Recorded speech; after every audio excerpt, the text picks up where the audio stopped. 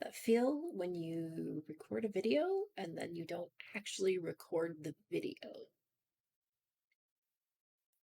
Yeah. Hey guys.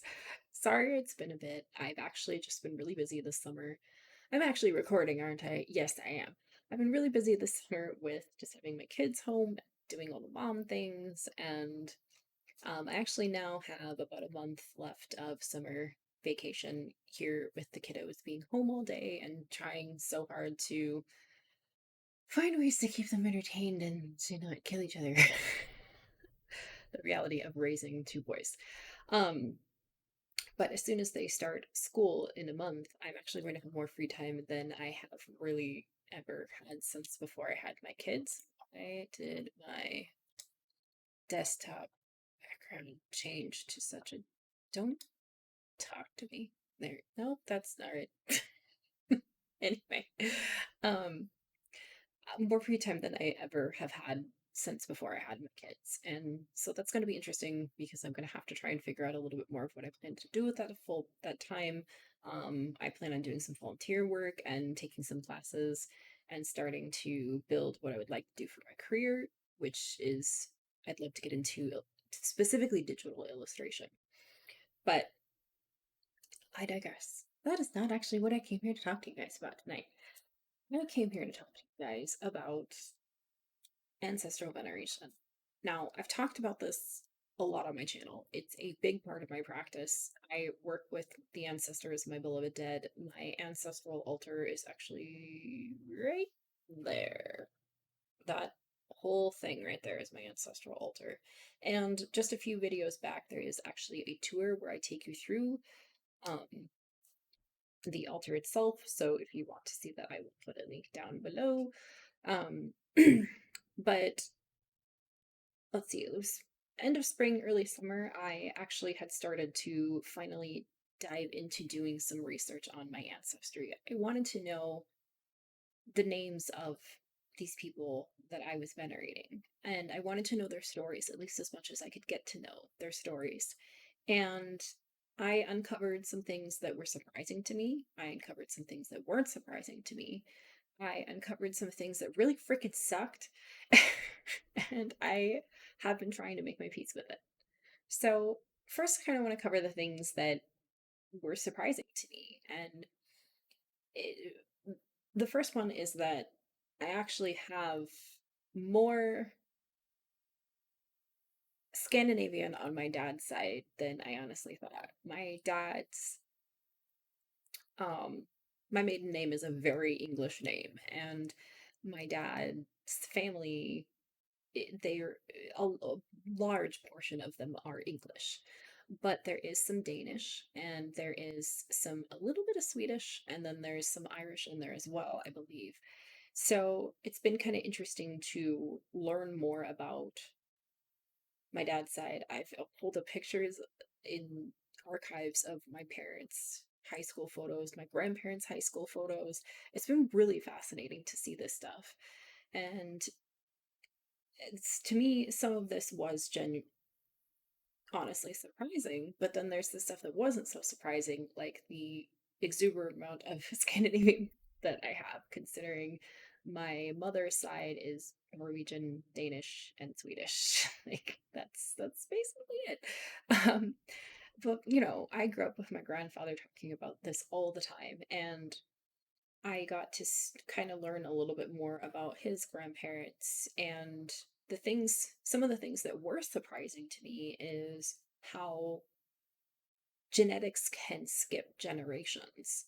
And I found that really fascinating because when I was looking through the photos of like my great great grandmother on my mother's side, um, I never really thought that I looked like either one of my parents. If you put me next to them, you can kind of tell I'm their kid, but it's not really obvious. And I'm the third child in my line. So it was kind of by the time the genetics got to me, they just were like, let's throw something together. And like next to my siblings, you can tell that I'm their little sister, but still, it's just kind of interesting.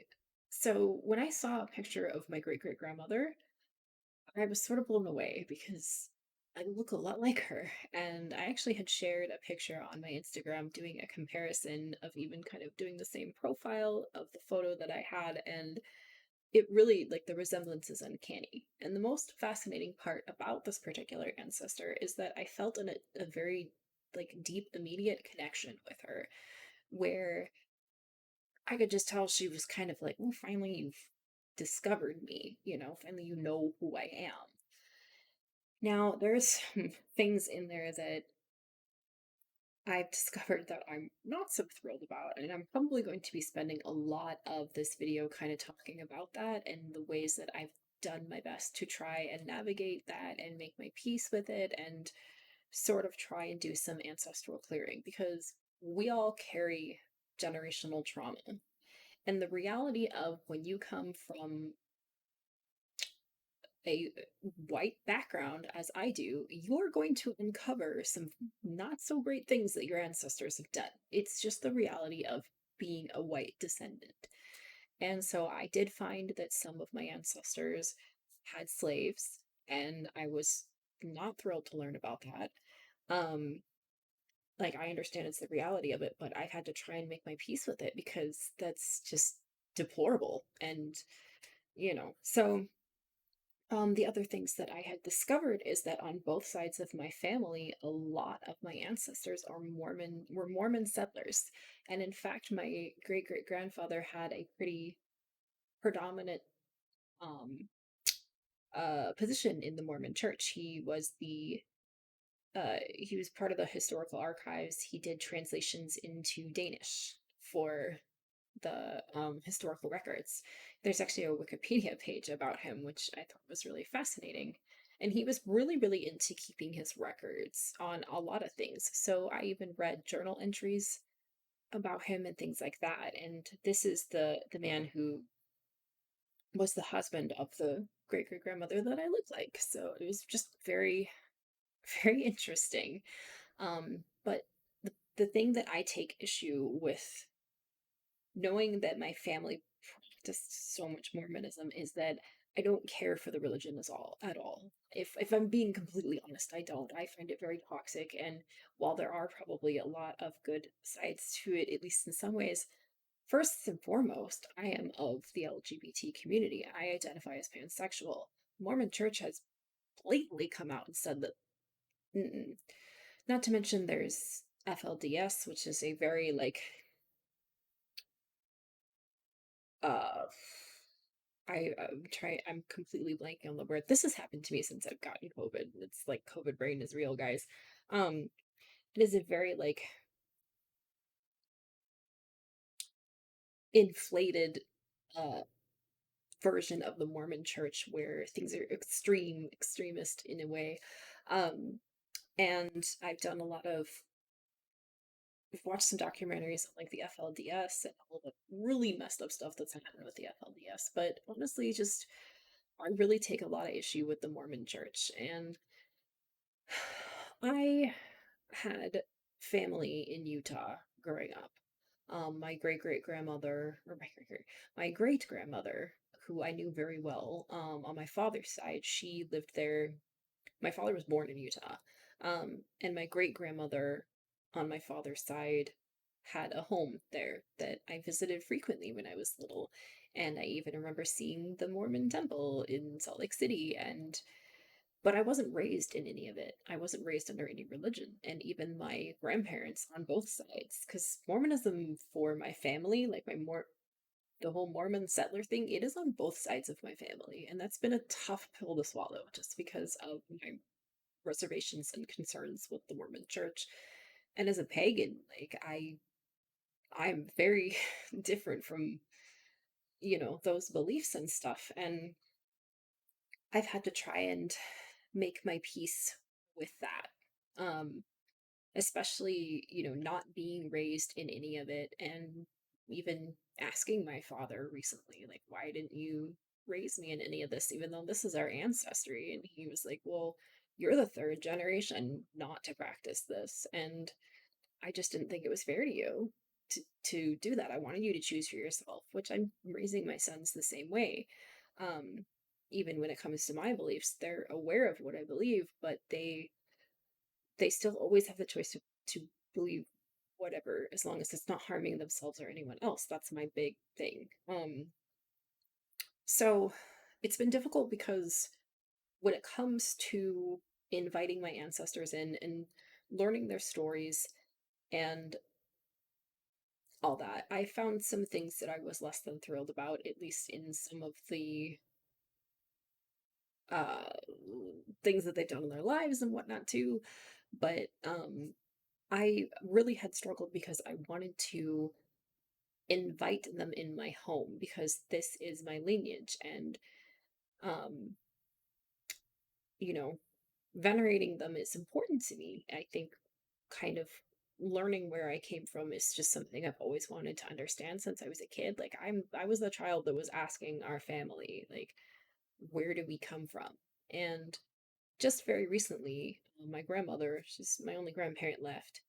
Um, on my father's side, she had said that she always had a soft spot for the Vikings because that's where a lot of our ancestry has come from. She doesn't know that I'm Norse pagan, so in particular, it was really funny. But um, no, it's hard to make my peace with the things that I just don't agree with when it comes to Mormonism, because I would love to be able to incorporate the symbols of the things that really mattered to my ancestors, like their religious beliefs, on my ancestral altar. But there's so much trauma and pain attached to it that I just couldn't do it. Because I thought, like, well, maybe I could get like the Book of Mormon and set it on my ancestral altar, and have that be a good way to invite them in, especially, my great great grandfather who gave his life to translate historical documents for the Mormon Church. But I just could not bring myself to do it. And I felt a lot of guilt about that. I felt sad because I wanted to just be that kind, open minded person that welcomes beliefs in. But as I'm getting older, I'm starting to understand that if those beliefs are harmful or toxic and abusive, I just can't. So then I thought, okay, well, what else do I do to honor them and invite them into my home and my spiritual practice and call on them for wisdom and protection, but make my peace with something that I'm just not okay with. Um, and when it came to some of my ancestors that owned slaves, there's like one branch of my ancestral tree that kind of goes into the deep south a little bit, which I thought was really interesting considering it's just like people married in, and that's where their family was from, and it just kind of went that way. Those were the slave owners. So I also had to make my peace with that as well. And it's just like, in regards to that and those particular ancestors, just felt the need to not really even venerate them. But when it came to like my great great grandfather, who was part of the history, who was the historian for the Mormon Church, and the fact that there's a lot of that on both sides, I think it would be more difficult um, if I had just a ton of slave owner situations on both sides, kind of all over. If I had just like a ton of family that fought in the Confederacy, or but I from my research, as I've gathered so far, there's only been a little bit that has been like that. How do you make peace with those things? What if you have ancestry, then you find out that one of your ancestors was a Nazi? Like, how do you make your peace with that sort of trauma that is not only generational, but it is collective? Like, that is something that is really, really difficult, and something that when you start looking into your ancestry, especially if you are of white descent, you will probably come across, at least in some way or another. And you have to try and make your peace with it. And there are certain ways that you can do healing in regards to that. And one of those ways is to recognize that you are not that ancestor. You're not the one that made those choices, and you can continue to perpetuate the choices that need to be made today to be able to be inclusive and welcoming and understand that you come from a privileged line, being, especially if you are a person of white descent, you come from a privilege that you're not going to fully comprehend because you're not a person of color. And, I do think that that's so important to be able to at least have that understanding and then move forward on trying to make your peace with what your ancestors have done and knowing that you are not that person and that you can continue to support anybody who is in those communities, support people of color, and find ways to do that in this lifetime. So that's something that I've really been thinking a lot about, and how I can make my peace with that sort of thing and make my peace with having so many ancestors that practiced a religion that I just personally find toxic and abusive in many different ways. And it's been challenging to try and navigate that. And I think one of the reasons why I wanted to make this video was to share my journey and how it hasn't all been sunshine and roses. I haven't been uncovering my ancestry and been like, wow, this is really freaking cool. But then at the same time, I have. And it's just been a bit of a journey. But um, I think that breaking cycles, learning to have the self awareness of being who you are and what you can do to change the narrative is how we clear our ancestral garbage. And the other thing that I want to mention when it comes to ancestral veneration is that you don't have to venerate people just in your family line. You can venerate ancestors that are way further back that you have no information on if they are in your family line or not. You can venerate ancestors that are more recent, that are people that are notable in history. Um, One of them I've been tempted to put on my altar is Carl Sagan. Like, Carl Sagan is amazing, and to be perfectly honest, he wasn't super supportive of, you know, um, magic and astrology and whatnot. But Carl Sagan had so much influence on where we are today, and I'm grateful for that. Another ancestor that I actually do have on my altar that is not of my ancestral lineage is I have Pamela Coleman Smith, who is the illustrator for the Rider Waite Smith deck. And I've actually really been studying the history of tarot. So I felt that it was really important to commemorate that because tarot has been a big part of my life. It's guided me in many, many lost times. It's been kind of a compass for me. And I'm grateful to Pamela Coleman Smith. The other one that I have been wanting to actually put on my altar is Marsha P. Johnson. She is the entire reason that we have Pride celebrations. And as a member of the LGBT community, I think that that's massively important. So, you could even put Mr. Rogers on your ancestral altar. Just anyone in that has made an impact on you in notable history, whether they are famous and well known or not. So, that is one thing that I really want to make sure to point out when it comes to ancestral veneration is that it doesn't necessarily have to be in your family line. But when you go down the rabbit hole like I do, where you start to learn your family lineage and you uncover things that are not so awesome, it's okay to be disappointed by it. It's okay to feel like crap about it for a while. It's okay to just be like, oh, God, what the hell did they do? It's okay to be angry, to be disappointed, to have all those negative emotions.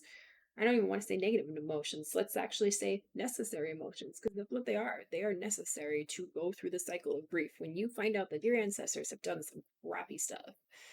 And it's okay to start the healing process. It's okay to be the person that it starts with you, because it's not going to change until somebody changes it. So, I hope this video was helpful, as I always say in my videos, but I've been meaning to come and talk about this for a while, and now I'm actually making the effort to do so. So, thank you guys for watching. I hope you enjoyed this ramble, and as always, blessed be.